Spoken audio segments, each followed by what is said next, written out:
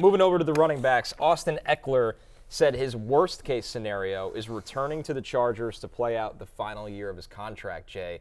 Ekeler, it doesn't appear the Chargers have much interest in tacking on extension years as he gets closer to 30. Ekeler not happy with his pay, justifiably so.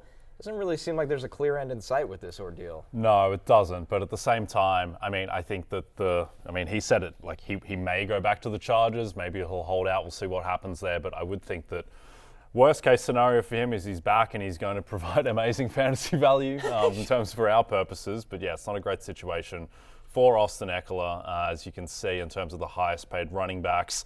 Feels like Austin Ekeler should make more than Nyheim Hines. Exactly. It's a low bar to clear. Right, exactly. He feels that way as well. He should probably make more than Joe Mixon and Aaron Jones, I would say. So he should be in that mix. He should be making 12 plus million a year. Yeah, easy. And he's making half of that at the moment. So yeah, it's an awkward situation, but suspect that he'll be on the field and doing Austin Ekeler stuff. Yeah, I mean it's but it doesn't feel like the Chargers are motivated to trade him. So it does feel like. I do feel like his only leverage at this point will be a holdout. Because, they've said, yeah, sure, go ahead, knock yourself out, try to find a trade.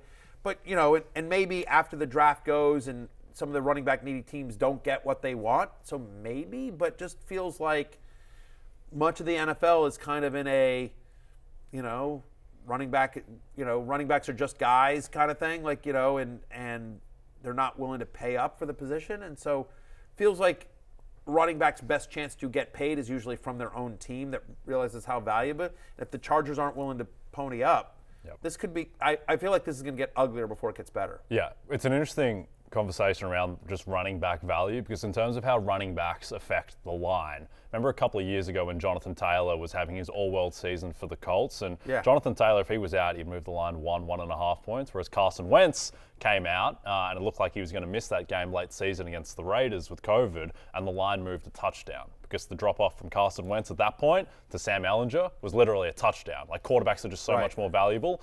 Derrick Henry, when he broke his foot suddenly and came out of the game against the Rams, the line moved like a half point. The one thing, though, with running backs is when you can add value in the passing game, like Christian McCaffrey is insanely valuable despite being a running back. Austin Ekeler provides a significant amount of value because of his work in the passing game. When you have that dual threat, that makes you like a wide receiver. The Chargers, if they didn't have Austin Ekeler last year, the Chargers season is a disaster. I know the season didn't go the way they wanted to it last year, but at least they were competitive for the majority of the year. They would not. It would have been a disaster after they had so many injuries, and the one and Herbert got banged up as well, and he was inconsistent.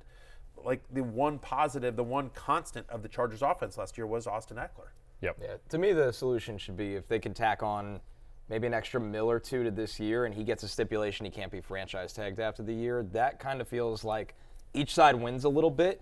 And Ekeler, we know how good he is. He will get paid in a year, despite being a running back closer to 30. His pass catching skills will age well. Let's get him above Nyheim Hines. Yeah, Come on, that's. Come on. I would The feel Nyheim Hines line. It's kind of the Mendoza line of running back contracts. Sorry, Nyheim. Come on, let's go. Sorry, Nyheim. More running back news. Robert Saleh said Breece Hall looks fantastic, and Rich Cimini writes that Hall is expected to be ready for Week 1, guys. I think expected to be ready is a little different from the Breece Hall you're drafting in the first or second round to be an RB1, but still a good sign for Breece Hall out of the gate. Before he tore his ACL in Denver, I was thinking, because just before that, I think he broke off like a 70-yard touchdown run. It was his best moment as a pro, and then obviously, his worst moment. Extremely unfortunate what happened. But at that point, I was thinking in my head, like, is this guy going to be the number one pick in fantasy like next year? He was playing at that level, and look, I don't think he's going to get back to that level immediately from Week 1, but he is a guy who by mid-season next year, we could be talking about him as the best running back in football. I think he's going to be a value. I mean, the concerns of running backs coming off ACLs is that they just don't have that spark, that breakaway. We saw it with Saquon Barkley. He just wasn't the same explosive guy the year after he tore his ACL. He's still out there plodding along. So the question becomes on Breece Hall is just like where his ADP ultimately winds up landing in August, especially if we get close, because I think he'll be good, and we expect, assuming Rodgers is under center, we expect the Jets' offense to be a lot better and in scoring position more often. So he may have less explosive plays, but more touchdowns just because it's a better offense, and that you can't crowd the box the way you could with some of the other quarterbacks that the Jets had when you've got Aaron Rodgers. So, but yes, I agree with you in the sense that, like, great news to have Breece Hall back out there, but I think we're probably a year away from seeing the Breece Hall that, like, broke off that 70-yard run that you're talking about. And I think Adrian Peterson kind of skewed everyone's perceptions around ACL injuries because he came back and won MVP the next year, but he was clearly just a freak, and it's not the norm to be able to do that. He is a genetic freak of nature, Adrian Peterson. Like, he's just one of him, like Lawrence Taylor, like, you know. There's guys that are just Derrick Henry. Derrick Henry should be done. He should be done, and he's just Derrick Henry is a genetic freak of nature. Like, they're just, you know, they're just not built the same way that, you know, other people are. Yep. Our last bit of running back. Other mortals, I should say. Yes. Yeah. Our last bit of running back news. Vikings GM Kwesi Adolfo-Mensah was asked about Dalvin Cook being on the roster this season. And his quote was, "Conversations are always ongoing with him." Is that our news still on the team? Yeah. Conversations are ongoing? Always ongoing. Always. I like that. Always ongoing. It's the simmering group chat with Dalvin. It's always kind of ticking. Always people typing. Always ongoing. I mean, I do hear from NBC quite often, I will say. Conversations are always ongoing between me and Peacock. Yeah, I mean, it just, the problem is that if he gets released after June 1st, it saves the Vikings nearly $11 million, right? He's got a $14.1 million cap hit in 2023.